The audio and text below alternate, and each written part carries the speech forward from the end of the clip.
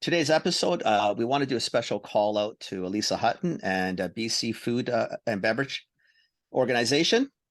They have a show coming up in June at the Park Hotel in Vancouver. It's called the Thrive Conference. Imagine the Thrive Conference as a TEDx style talk with a food and beverage twist with you and hundreds of your industry peers. Great way to connect, share experiences, listen to some wicked speakers, have some chats over lunch, over afternoon cocktails. It should be just a really fun day of solid networking and building community. Super important. We really need to support our BC food and beverage manufacturers and producers and the industry at whole. Please go to www.foodprobc.com. Sign up for tickets, June 15, 2023, Park Hotel, Vancouver, BC. Thank you. Welcome to This Commerce Life. We are an unscripted podcast dedicated to small businesses and entrepreneurs in the retail and consumer packaged goods space in Canada and the United States. I am Phil Chang, co-host and co-founder. And I'm Kenny Benucci, co-host and co-founder of This Commerce Life. Our love is the journey to retail, and our passion is sharing that with you every week. Good morning. Hello, how are you? I'm very well. How are you? I'm good. I'm trying to find my video. Okay. Oh, there you go. That's my video. Am I on? No, not yet. Not yet. You're hiding, Pareen. There you are. There I am. Can't hide, baby. I can't hide. You can't from you hide. guys. Can't do it. Tried long enough. You've tried for a long time. It's game is over. That is true. How are you guys doing? We're good. We're good. And you? Good. It's not raining. It's cloudy as usual, but Okay. can't complain. Okay. How about you? How's Not it? so How's bad. the weather there? It's freaking cold here is what it is. Mm. It is. We just got a cold weather advisory. Oh, yuck.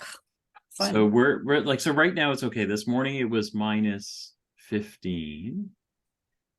And then minus 15. yeah, minus 15. And I think this afternoon, so tonight we dropped to minus 18, feels like minus 29. Oh, That's Yeah. cold. Yeah, that is it's not a little chilly. comfortable. That's not good. Little chilly. Yeah. I haven't been Are you guys outside. getting on? I don't know. Are we cold today? Not really. I think today is decent. Not too bad. I haven't been outside. Not too bad today. 3 degrees. Okay. That's okay. Over that. Oh That's my okay. gosh. Minus Oh my 29. gosh. Where's summer here? Oh, it's going to rain for the next 7 days. Woohoo! See. What are you eating, Kenny? Breakfast. Phil's been bugging me since 7 o'clock this morning. I have no rest for the wicked. You know what I'm talking about, Pareen. You got to keep the guy moving, otherwise bad things Oh my God, that little one, yes. Well, otherwise there's the trouble you can get into if you're not kept busy. That's exactly it. That's True, exactly true. it. Toast, my dear, Oh, man. toast. Just peanut butter and honey toast. Okay. Why? That's That's the a closest healthy- thing to my hands. Okay. As easy as you can make it. That was pretty much it. That was the whole motivation. Plus, we Sure. didn't have a lot of time. We just got off a call, so I had time to make another coffee, do a cooked toast. What time do you guys start? Like early? Yeah. Usually Yeah. it's- For you usually guys 7. early. We started at 7 this morning, your time. Okay. So yeah. It's not early, because remember, it's 10 o'clock for him, right? So 10 it's o'clock, kind of yeah. whatever. Yeah. Yeah, it's not bad at all. Yeah. But we kind of go honestly, like when the two of us are on, we go all day. Like we'll Yeah, we'll kind go. of like he starts early and I finish late. Right? Like sometimes we're on calls at 7, 8 at night. We used to do the podcast at like 8 10 my time. Like, yeah, 10 or 11 your 11 time. my time. So 11 my time, 8 Kenny's time. Night. Yeah, at nighttime. So yeah. Long yeah, days. yeah. Yeah, but It is no, for a long time. I mean, your podcast has grown and all that hard work has happened. My gosh, Pareen. How long has it been? What, 2 years now? No, 5. 5 years. Yeah. Wow. November 2017. Yeah. That's incredible. And you've persistently kept it up. Yeah, Never- we've missed one episode, because Kenny got COVID or something like semi-serious like that. That But was other it. than that, yeah. Yeah, we've recorded every week for 5 Yeah. years. That I mean, is we published every single week, whether we, Yeah. there's weeks where we do two, like today we have Yeah. 2 podcasts, wow, right? So it's just, it's good. guys. It's good. It's kind of crazy. We so we're actually so we're recording with Pareen beginning of Feb, but our January was epic actually. We finished with over 11,000 downloads. I know. That's Which amazing. is That is stupid excellent. actually. Stupid is the right word. Yeah, and it's Oh, but ridiculous. It's Yeah. crazy. you guys Yeah. is definitely servicing a need here, right? I mean, there's no other podcast like yours currently. I mean, I'm not. You're not required to say that. But No, bless I your want heart. to find it. No, it is, right? I was talking to someone else. I was talking to someone else about it, and they're like, "Oh, really? What other podcasts are like these?" And I'm like, I honestly don't know. Yeah. There's a few. There's probably maybe one other. Okay. The guys who do I've lost Hearts and title. Carts. Yeah. Yeah. I So lost the Alex title. and Justin, they do Hearts and Carts, and it's a new podcast, but it's quite good. You should listen to that one too, Pareen. I mean, they've got some interesting things, but there's really nobody else talking this space. Retail their CPG focus is very different from ours, though. Like they're very their career, like CPG career focused. Right. Yeah. But which is like still super interesting, right? But I think between the two of us, we'd probably be the only ones out there that really cover CPG like this. You've got our friend at the Pack Heavy that kind of talks packaging in CPG, Hayden, who talks packaging in CPG, but like that's it, right? Like beyond that, there's really not a lot of people in it. I mean, again, it's it's not because a lot of podcasting is obviously consumer friendly. Like you're going to go listen to Smart List or Mark Maron or Joe Rogan and whatever. Like it's that type of world, or it's highly informational. How to do how to manage your investments, or crime is huge.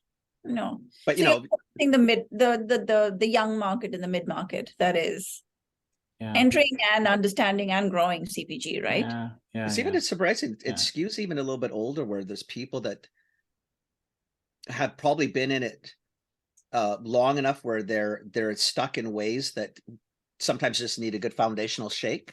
Yeah. Right, because the world's changing, right? How we talk, how we do things, how we get information, how consumers get information, how brands communicate with retailers, yada yada yada. That's a different world than it was 5-10 years ago. 100%. Yeah, it's changing all the time. I think the last 3 years forget it. COVID has changed all over again. Like, so there's new norms again. Exactly. It was already changing anyway, and then COVID threw a huge wrench into it and changed how everything's done. And now what's happening now? Is it going back to what it was? Is it a hybrid? Like what's true? But but one thing I love about this industry is the resilience it has, because no matter what, it picks up again, and it figures it out. It picks it up.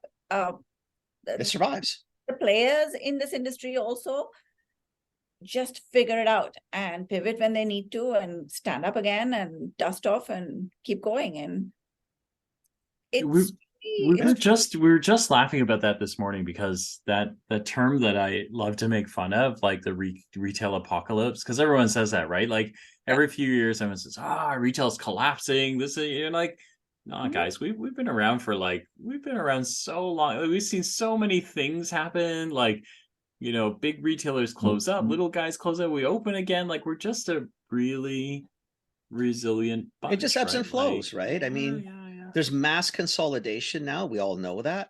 But you know what? I could definitely see a trend coming in the near future where there's a lot of people that don't like the big box and don't like big companies. So they may go back to smaller entities to say, listen, I'd like a little more personal service out of this game. I think that's already happening. That shift in consumer behavior is already happening with the Gen Zs and the younger ones that look at labels. That, I mean, we never looked at labels when we were growing up. God, we ate everything, and now we didn't know. Who cared? Like, exactly. But look at the kids now, and I know labels. They want to know where it's coming from. They want transparency. They want everything. Look at our houses. We had everything came in a box or a bag when we were growing up. Like, seriously. And our moms probably cook. My mom cooked. My mom's a wicked cook. Okay. But a lot of stuff came in boxes and bags. Right. Because that's what people did. And now we're to the trend. The kids are not kids. The younger people are thinking, no, Mhm. An apple doesn't come in a box. An apple comes like in a nice little package. It's called, skin. Yeah, That's how you buy them. You're thinking, well, okay, yeah, because it's just different. so true. Very, very true, my friend. It is, I hope we get back to the basics, because that's Yeah. where the real world is. Okay, well, that's a perfect segue. So we're going to get into this. So we have Let's do Pareen it. on today, who is now the sole queen of her world in Salud brand management. Okay.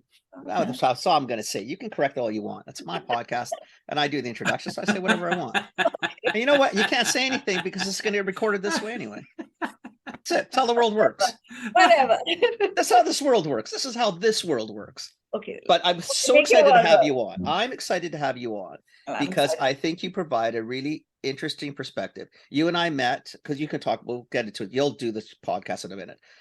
We met about 5 years ago Yeah. at the coffee bar. Mhm. I think we hit it off as friends. We like each other. We've had some good conversations. I've seen you come from really a spot where you weren't too sure what the hell to do to being very, very successful in a nice little niche, which I can't wait to hear the story of. So I'm excited to have you on. I think it's really interesting that our industry really needs a shakeup. Phil and I really never talked about it much when we started, but have been a little more in tune that it is a very different world for women versus men in CPG in general and in retail in general. Doesn't have to be catastrophic, but it is a little bit of a different game. So I'm dying to hear that perspective from you as well. So the next 45 minutes, 60 minutes, it's yours.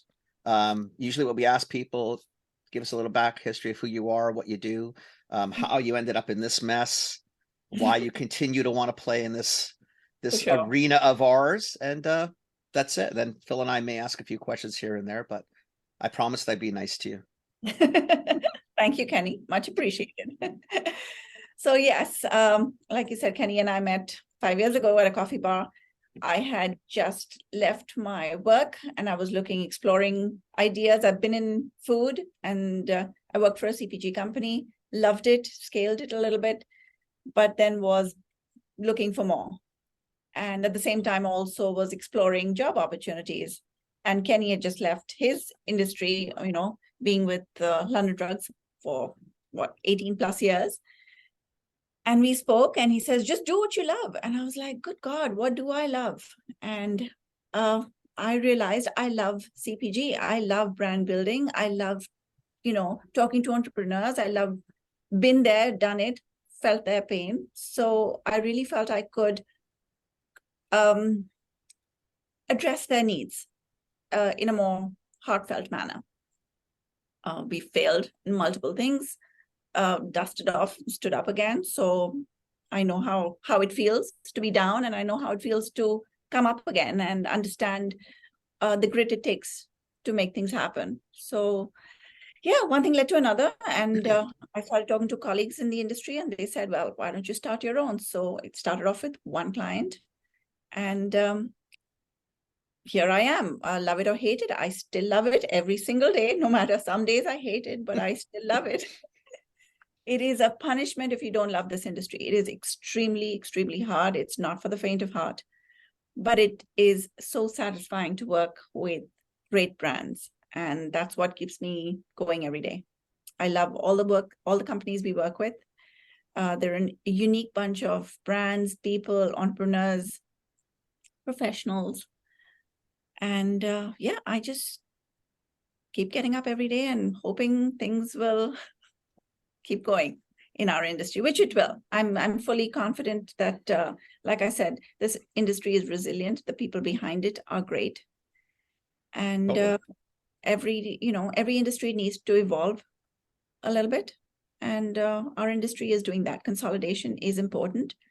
That's partly the reason why Salud just recently formed a partnership with FSH Design, a partner company right now, which is a fantastic marketing, tech, and design company. They've got global offices. They bring us a unique skill set that we were lacking more in the digital marketing space. I can get products into brick and mortar stores. They can help it get off the shelves. So it was a strategic alliance for both of us. And it's a young partnership so far. It's just been about 2 months, but I'm loving it so far. It's great. The people behind it are committed. And so far, everything is looking good. I mean, we've got a long road ahead of us, and I'm fully committed to making this work. But I think we've got exciting things happening. Cool. That's very cool. Before you started, sorry, Phil, I just yeah, want one quick go thing. ahead. Before you started doing your own thing, you were in CPG already. Yeah, I was. that's So where I was going to. what who were you with? What were you actually doing? I'm just curious to see like how it lines up to doing where you're sort of at now. So I was working for a company, a manufacturing company, and the company was getting ready for a retirement sale. So the founder's son hired me and said, okay, build this brand up. And it was basically food service at that point. And I saw the brand. I thought it had potential to go into packaged goods, tell the story, create a brand more than just food service is great to pay bills because the product goes out, you're manufacturing, it's great, but there's no story behind it. So I was more interested in building that aspect. So I did the research, I got all the stuff going.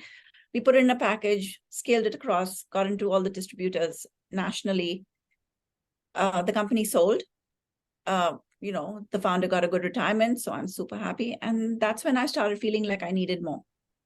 And I needed to work with other brands. And I enjoyed it. I really did enjoy that brand building aspect. But I also realized that just to have CPG and retail is not quite enough. It's good to have sales fueling on food service as well. Right. I mean, for the last 2-3 years, food service has struggled tremendously due to COVID, but the comeback is happening. Right. What was the brand, if you don't mind me asking? It's called Can's Gourmet Foods. So, and what were they exactly? What would they? They were a healthy option for ethnic foods. So pakoras, but made with kale and spinach. Oh wow! Yams and sweet potato yams, pakoras and things like that. So they did really well. I mean, they're still servicing all the hotels and the industries right now in food service, but also in Whole Foods and Choices and markets and across Canada. But it's a great little company. They've done super well and keep coming up with great products. But I was looking for a little bit more. So once they got taken over, or you got to that spot where they were sold, for you it was just. No, I worked with the new owners for a year. Okay. And that's when I felt like I needed to move on. Do your own thing. Yeah, do my own thing. And I at that point went back to looking for another job, working in banking, which was something I was also possibly exploring. Kenny, you told me don't do that if you hate it. Oof. And here I am, 4 years in with Salud Brand Management. And we're still standing, thank the Lord. And hoping to grow. But, so that's cool. Do you mind, like, so there are a whole bunch of things that are so interesting here, because I think like among these, your the work that you did and the love you have for brand building, it's I think it's what we all love about the industry, right? Or it's one of the things that we all love about this. So when you were trying to figure out what you wanted to do next, did you kind of like, how did you go about figuring this out? Like, because I think this is something that lots of people, we get lots and lots and lots and lots of questions about this, right? Because I think everybody goes through this journey almost the same as you go from being a CPG pro, and then at some point you go, God, like, I hate this game. Yeah. Do I love it or do I hate it more? How much do I really love it? Do I love it to continue? Is it like 51 love and 49 hate? Or like, how do I? Close there. Very close. Right? Yeah. You can love it just a little bit more just to stay in it, right? So yes, no, but I'm also a born entrepreneur. I mean, I've always owned businesses. So I think that comes naturally to me. Just running my own show, putting in the hard work where it's needed, definitely, and the dedication that it requires. So I had I worked in different industries as well, but I owned a restaurant at UBC. That's what started my journey in food. Wow, really? What kind of restaurant? It was a franchise actually. It was a fast casual. Sorry, don't want to talk too much Really? about it because it Okay. didn't happen too long. Got I it. mean, it didn't happen Okay. very well. It didn't end Okay. very well. We sold it to another company, but it was also an awakening into the food industry for me. Yeah. Right. That's To cool. understand, what it takes to make margins work, what it takes to, manage your food costs versus your Tough. employee costs Yeah. and things like that. That taught Yeah. me valuable skills. I had no idea when I walked into it. I just thought, oh, I'm buying a franchise. Great. I'll make money. And I'm on UBC. So hell yes, I'll make money. There are 40,000 people there. But no, it was a The really grind. It's a grind. grind. Yeah, I was there for like 13, 14 hours days. I had staff issues. I had everything. So I know when I talk to my brands, I feel their pain because I've been there. I've owned, Right. I've been in that manufacturing. I've been in that retail space as well. So I sometimes I know exactly what they're feeling. And I'm hoping that being objective and away from that, I can give them the right guidance, Mm. which I do because Mhm. I've been there. And I hope that that experience, translates into some valuable advice to my brands. So you choose to stay in CPG, Mhm. right? And then then what? Right? So Kenny says, do what you love. You go, I don't know what I the don't know what I F love. that means. Like, We know we don't love banking. I think it organically, yeah. I love brands, but it organically happened. I started talking to colleagues in our industry, and our industry is really good. It's made up of amazing people Right. that are very open to advice, like Kenny himself, and other people that just give advice and without any strings attached. And I hope I do that too for my brand, for other people as well. Now I've come to a point where I can do that as well. Right. Because that's what fuels this whole Yeah. Thing. I agree. So yes, a lot of brands, a lot of colleagues gave me advice saying, you enjoy this, start. And word of mouth got out, and I started getting colleagues coming in, giving me brands and talking to them. And it just started from there. So it's been no marketing, no actually me going out there, putting it out there. I started a website with very little money, stuck it on the page, and just basically just started doing what I'm doing. And we know where we want to be, of course. Mhm. I am ambitious and I want to make this bigger and better Mhm. and offer more. So that was the strategic reason to join forces with FSH Design as well. How long? The other question that we get a lot of, right, is once you start doing what you love, how long did it take you to kind of stand the thing up, right? Because your kind of first client probably isn't the one that you kind of go, great, I feel okay now. I'm gonna be able to eat every I'm good day, to go. I can and do it. like I'm money's good to rolling in. go. Yeah, like how long did it take you to kind of set yourself up to I don't want to use steady state because I feel like if you're a contractor, you realize there's no such thing. But Every day's a steady state. Yeah, of chaos. Every day is an unsteady state. Yeah. Is more like a steady state of chaos. Yeah, exactly. That's what it is, a steady state of chaos. Yeah. But organically we've grown, and I am fortunate that we've got some great clients that have stuck it out with us right from the start. I've learned a heck of a lot. I'm not saying I joined this industry knowing everything. I've learned with my clients, and they've been with us for the 3.5, 4 years. So every day is a new day. Mhm. We are growing. We're building teams, which I think is super important, and attracting talent that is from the industry. That's my goal. We've got an office in Toronto as well. And like Kenny and I were talking about it. You have an office here? So are you here? I'm here. Do you I'm come? in Toronto. I was in Toronto every month for the last 6 months. Yes, I'm there quite a bit. Okay. I'll be coming there in a couple of months again. So awesome. So you're gonna call and we'll have coffee. Now that I know you, Phil, we'll talk about Kenny. Or you can go to that place that our dinner place, the one I love. Oh my god, yes. Which Salud one? House? Yeah. I love that place, man. Really? Oh, Yeah. It's wonderful. But it's in Oakville though. So it's a little bit away. That doesn't mean anything. I have no idea. Basically wherever it's Mississauga or downtown. Both my daughters went to university in Toronto. So okay. I've been coming there a lot. And I love the city. I think there's a lot of potential there.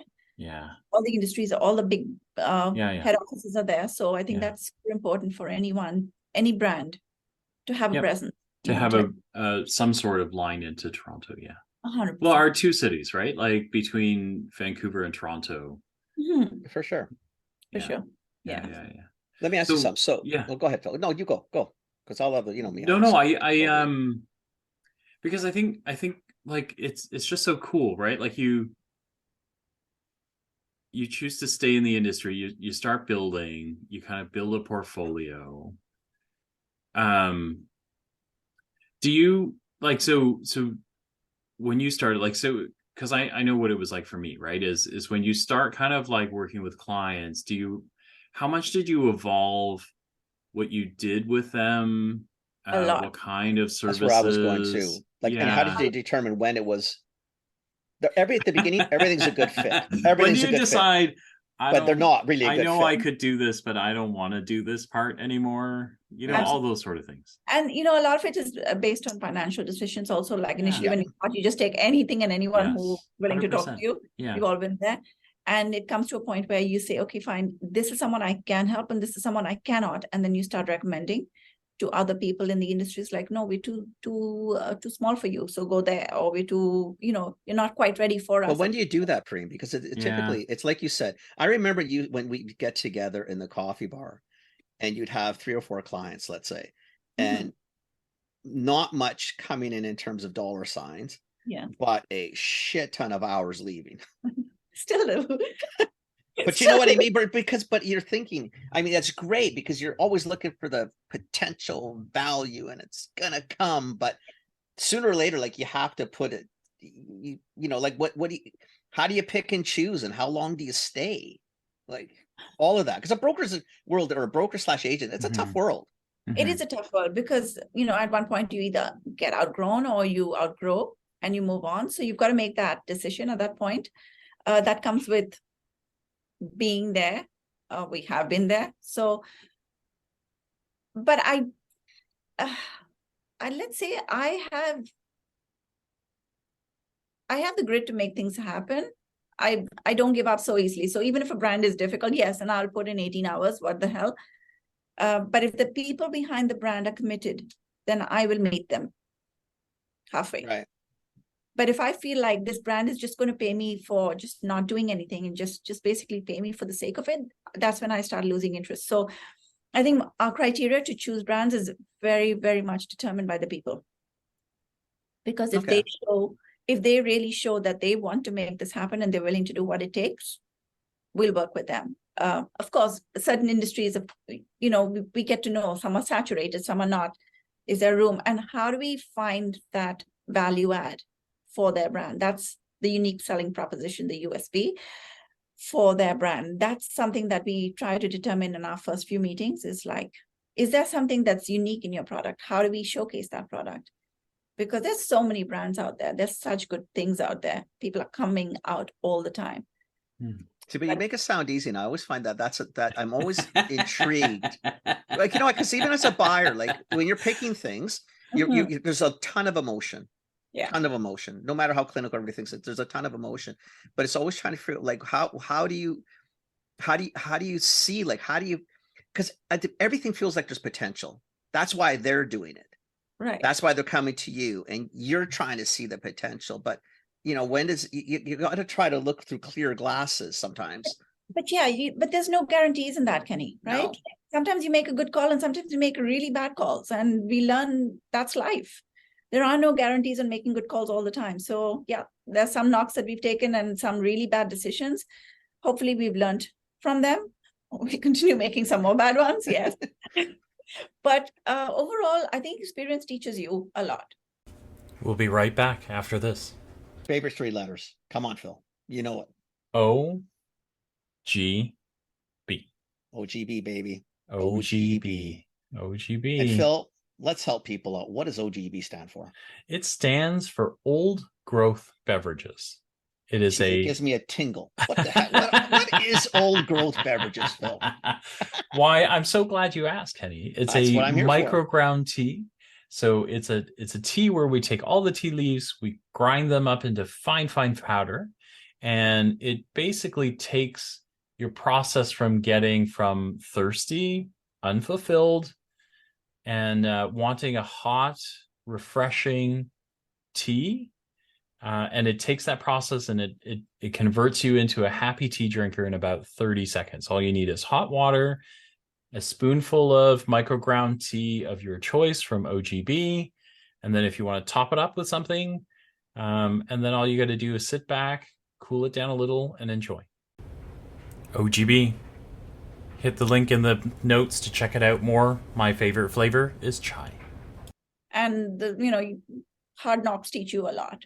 So Definitely. You do, Definitely. you do have to have, I say this on the marketing side, but you have to have a sense of humor all the time, right? Because and then got you no have choice. you have to be able to make fun of yourself, right? Because sometimes you run things, you just go, yeah, what the "Wow, hell? am I an idiot? Like, what was Right. I thinking?" Right? There's no Like, way that laugh would it have off worked and no let's matter keep what I going, would have done. right? Yeah. That is Laugh it true. off and keep going, right? Like, yeah. I can. But that's always easy to say, and we can laugh about it after. But like, it's a tough grind, and you're trying to be as honest as I'm assuming as you can with your partners, because you're trying to do a service, but you're also trying to balance a financial world. Sure. You For know, sure. Especially as when you're younger, when your company is smaller, it doesn't matter as much because it's only you or there's one more person. But now when you're responsible for payroll and you're responsible for other people, your decisions are more important. yeah, Right? The choices you make are more important because they not only affect you, but they affect other people as well. right. So if I make bad decisions, then it affects the entire team. They get brands that they don't want to work with and they don't like, and it creates a culture of dissatisfaction, which is something that you have to be very careful about. So yes, but again, to your point, Kenny, I look at more the people behind the brand and get off from there. That's my starting point. I love to meet brands. I love to meet owners. I love to meet entrepreneurs, and then really, see what makes them tick. And then see. So for you, the financial part is obviously important. We all get that. The name of the game is to make money. We get that. Of course. But for you, it's really, you really want to try to find a personal, emotional fit. The one, exactly. And there are some really young brands that have done extremely well in our portfolio that we launched off and did really well. And there are some that have been with us and, just kind of plateaued and stayed where they are. But that's their prerogative. They want to maintain and some want to grow. So it's really important in our intake meetings to determine what their goals are. And that's something that we really identify right from the start is what are you looking for and how can we help? If we can, great, we'll get on board. But if we cannot, then let's part ways because it's hard to manage everyone, right? Hard to say no to, right? That is the toughest call is how do we say yes or how do we say no? How to say no sometimes I think might be the tough part. I'm trying to, as I'm listening to you, I'm thinking saying yes is the easy part. It's the saying no part because you get clouded by other things. Typically in our industries, financial becomes a large part of it.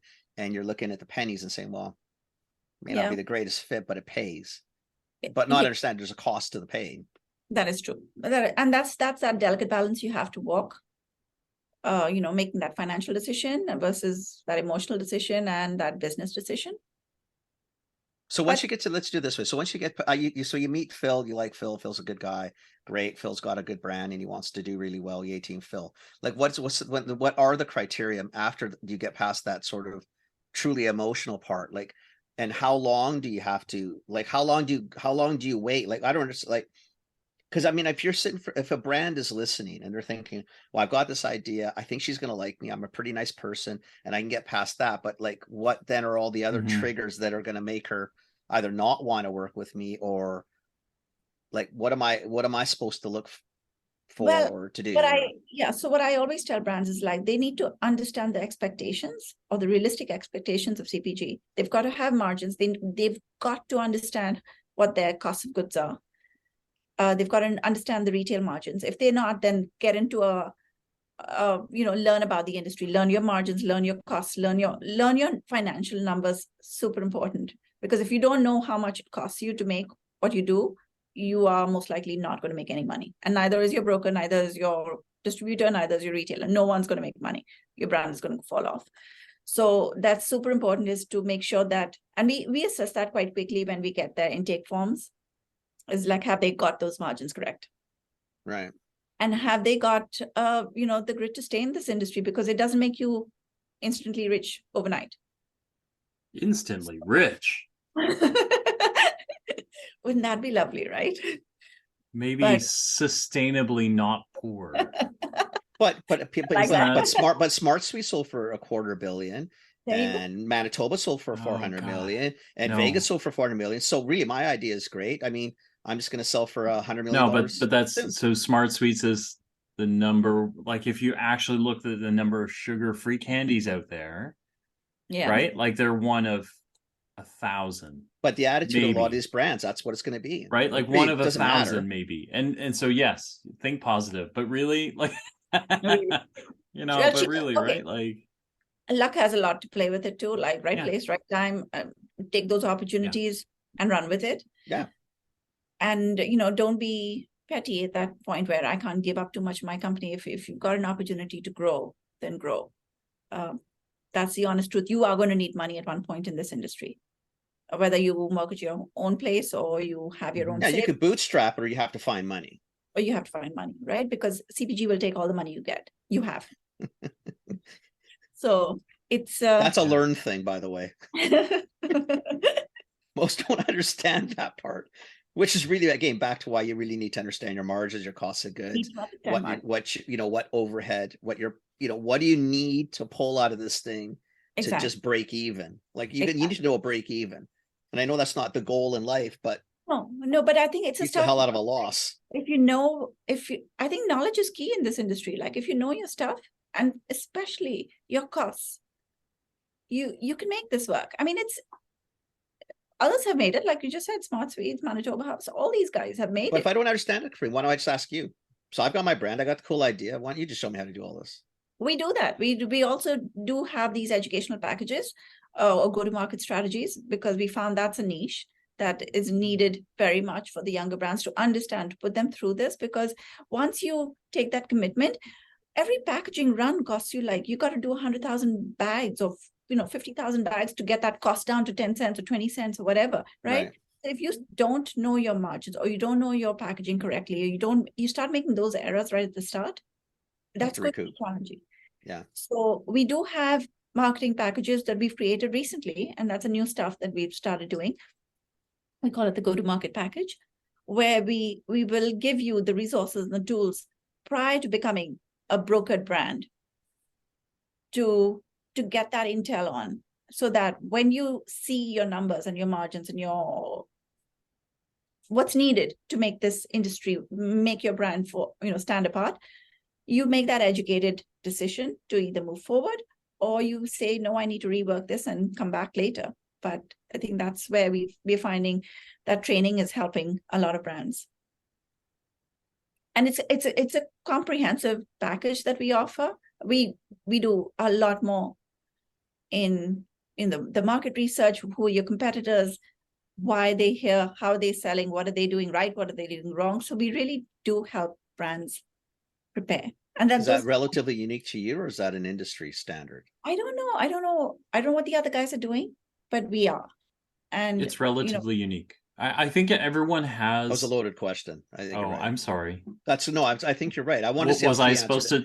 No, because was that intended for me, or was that intended? No, because I think for you answered it the way I would have. The way I was thinking, and the way I would have answered it. I'm just curious to see where Pareen went, because I think you're right, Phil. I think it is relatively unique. See, I think that's why I've always liked you. I think you undersell yourself. I really do, because I think at the end of the day, I don't think, to Phil's point, maybe we're both just cynical, but the bottom line is, I don't think that is a standard. I think that is a unique proposition. I don't think many do. I think many just look at, what can I get out of you? What can I make? Definitively, there's not everybody's like that. Yeah. It's a good industry. It's a very good industry, but a lot aren't going to go the whole extra mile to do that.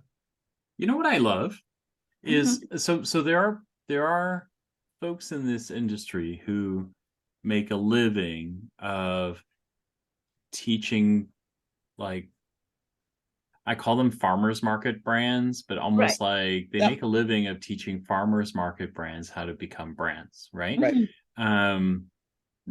But like you have it, and the way you just kind of like covered it was, it's just one of the things, right? Yeah. Like it's kind of amazing for me. Like I don't like you're such a humble person. I'm not sure that you're kind of like, God, this is mortifying. But the truth is like it's amazing, right? Because there are folks that would definitely do this for a living, and they would make a lot of money. And like, and you're kind of like, no, this is just a fundamental leg that you've got to stand on before you ever get to the rest of it, right? Like there are bigger and better things we can do, but we got to be able to do this first. So go do this, right? So to me, I just think it's amazing. Like I think I'm with Phil. I think more times than not, if they hit the wrong person, they don't do any. You know what they'll say? You're just not ready for us, and that'll be it. Yeah. They don't educate. They don't teach. Because right?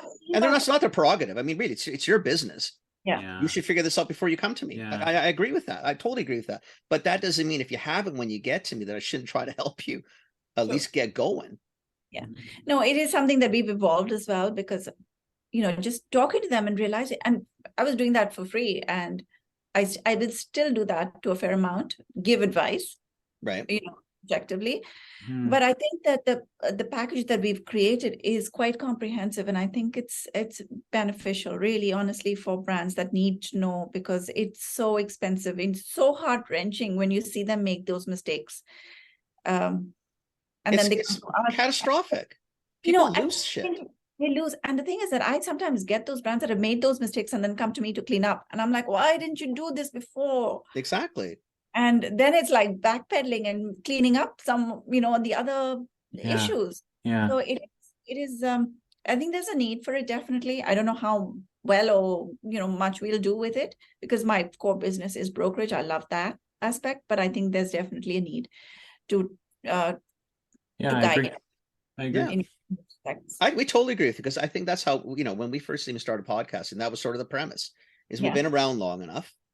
I mean, I think it's an obligation at certain points of your life to sort of give back, right? I mean, it doesn't always have to be give back for free. Yeah, you should, there's a cost to everything. But yeah, I think you're sort of, if you're not going to help people or teach them, what the hell are you doing this for?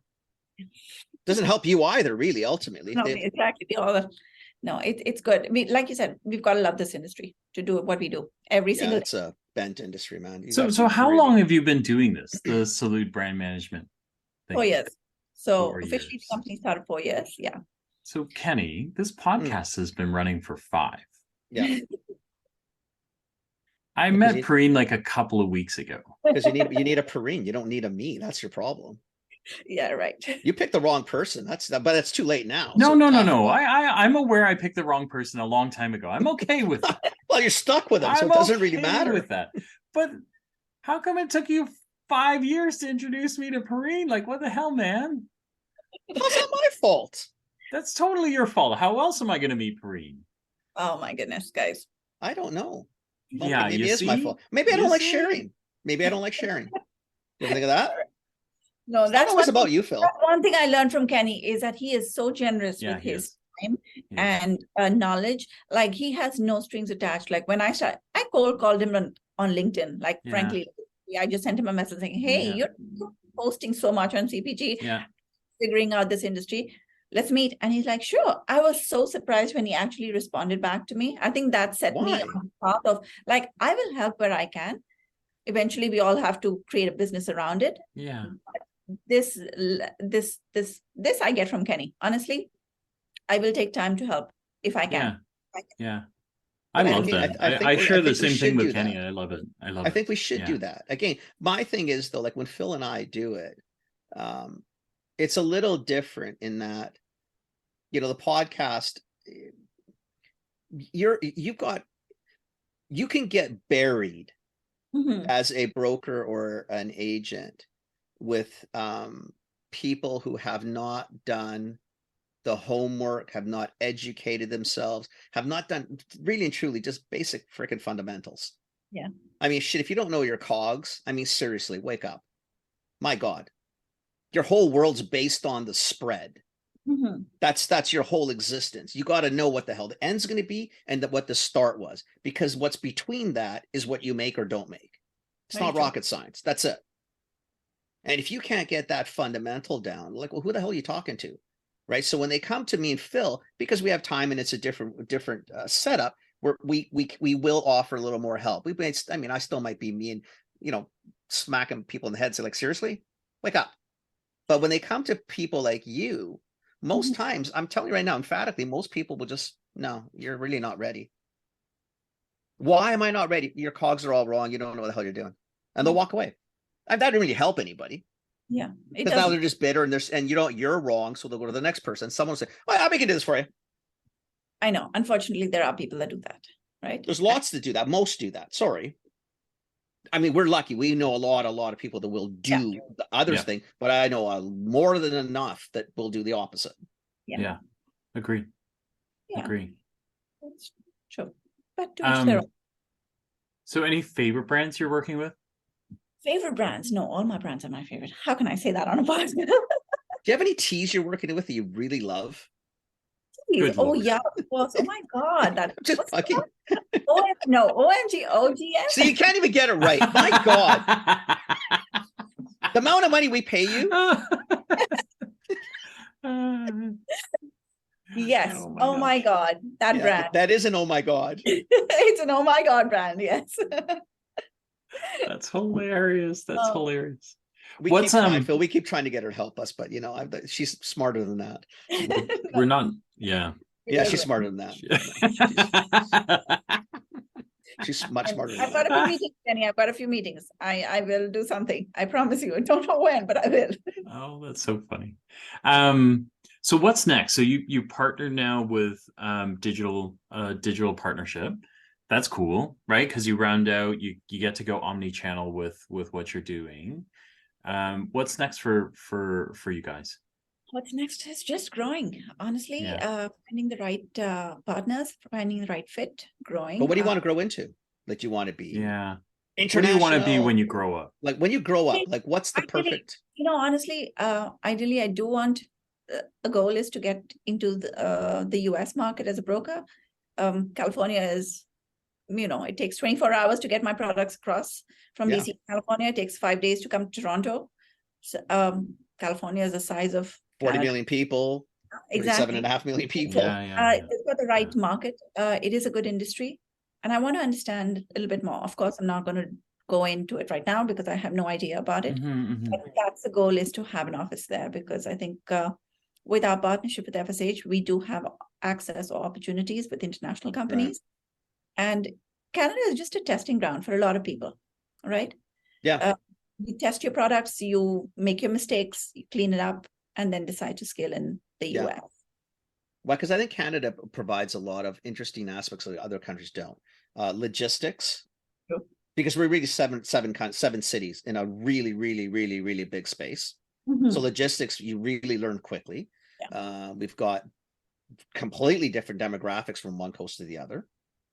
Fundamentally, yes. Right, really and truly. I mean, the people are all good people, but it's completely different buying in Quebec than it is in BC. Yeah. Right. So you do have, and you've got different trendsetters. The West is a different trends differently than the East. But you've also got, like, if you look at just even urban centers, we are like, it's not an easy, like, Canada is like advanced marketplace training, right? Because you don't have homogeneous crowds everywhere you go. Right? In a US city, you get into one grocery store, you might be focused on a single demographic and be able to make it work. In Canada, there's no such thing, right? It's like every store, you've got like 7, 10, 12, 15 different demographics, different ethnicities shopping that store. It's something that, like, most US brands are not ready for, right? Because they just don't realize, they don't get it, how diverse we are, right? Like, and then competition wise, right? Like pricing and the way we scrap it out, like store to store, listing fees. Like it's a tough place to work, right? In Canada is so much more. Our regulations are so much more stringent. Yeah. So there is opportunities. However, Canada is home. that's why we got to grow first. We've got to master this space that we have in. But definitely California has opportunities. Yeah. The US has opportunities that who knows? Listen, size and scale, right? Like, Yeah, holy exactly. crap, to have access to 40 million people. Seriously. Like, it's in a state that's a third the size of our whole province. yeah. Never mind country, Yeah. just our province. Just sheer density. So 100%. definitely opportunities in that side. So yep, that's 2024 goal. Interesting. Exciting. And then are there certain parts of CPG that you like more than others? Next too. Yeah. Well, we are more grocery centric. Okay. So that's where our focus and our expertise, our contacts are. Not to say that I discount HABA and supplements, but I'm not as just different niche. Yeah. Different niche. Is there categories within that get you more excited, or what's getting you excited now? Are you seeing things that really kind of turn your crank, or other things that are maybe waning? Or plant-based is here to stay. It had that boom and bust in 2020 with a couple of companies going public, then going crazy in pricing, stock market. I watch the markets as well, see them all suffer right now. And, it's a trend, but I don't see that trend leaving us. Plant-based. No, I think it's a lifestyle. I don't even, I think it's well beyond. Here to stay. I think it's just the market needs to kind of adjust, because players in the market grew substantially more than the consumers. Absolutely. Well, they were stock driven. It wasn't driven on, even the products weren't that good, to be very frank with you. A lot of them, they were not that good. Sorry, they just weren't. True, very true. Right. Plant-based is here. Non-alcoholic beverages, huge trending up right now. That's totally. They're calling it the next kombucha. Kombucha grew, scaled, kind of plateaued. This is happening now. I think that's exciting to see but there are lots of players coming in the market as well. Interesting to see where that ends up and how that settles. I like it. I'm hoping that trend. I'm hoping it turns into a nice, steady state lifestyle. I think it will be too. We could use it probably. In general, we could use a little less alcohol. Well, we had two guests in our on lives. So we've had two podcasts in the last 4 months on non-alcohol based products. Yeah. And then you know what? Look at the timing. Now we shouldn't be drinking more than two glasses a week. That changes the whole dynamics. And I'm tired of cranberry and sodas when I go out. So true. Right? True. Yeah. So there are some good trends coming out in the industry. But frankly, good old-fashioned, good quality, clean ingredient food. Mm-hmm. Like people want just good pizzas. I mean, good quality pizzas. Forget the super, gluten-free. I mean, they're great for trends. But I think end of the day, we're looking for good quality food. Make me a good one though, right? Is I guess what the point is. Like, that's great to follow the trend, but make me something good. Like, don't make me just something to fit the moment of the day. Like, who cares? Like, give me something that's got legs. Yeah, for sure. That's interesting. Yeah, I think you're right. I think there's definitely some play in these things. And I think companies are also getting more conscious with their environmental carbon footprints. They're looking at more sustainability issues around themselves. Closer to home. Exactly. So we learned that our food system is really broken, and a lot of it's because we just don't have, I shouldn't have to rely on, other parts of this world for basics that I can do here. Yeah. Even if it's a little more expensive, nice to have your own food chain or supply chain fixed, right? For sure. So interesting. Exciting. Look at you. Yeah. All right. Thank you for coming on. See, that was a painless 50 minutes, relatively speaking. I kind of looked and I was surprised, right? Like, I know we're kind of running out of time. It's that's great. I am so glad I did this. I'm glad you did it too. Yeah, no, we're glad you did it too. Seriously, I'm glad you did it too. Thank you. Before we forget, so if people want to find Salud or you, what are the best places to find you? Website. Okay, so Salud, we'll make sure we tie it to the podcast episode if you guys are looking for Pareen, but it's Salud Management. Salud Brand Management. So SALUD Brand Management. So saludbrandmanagement.com. And then is kind of LinkedIn the best place to find you? LinkedIn, I think I'm more on LinkedIn than Instagram more. Okay. So Okay. LinkedIn and at Salud, is it info at, or is it Pareen at, or? Info at. I mean, I've got a booking page on my website. Oh, So- okay. Okay, perfect. That Perfect. it Okay. takes me straight to my booking page. Got it. Awesome. Very cool. Okay, well, Thanks, thank you. Pareen.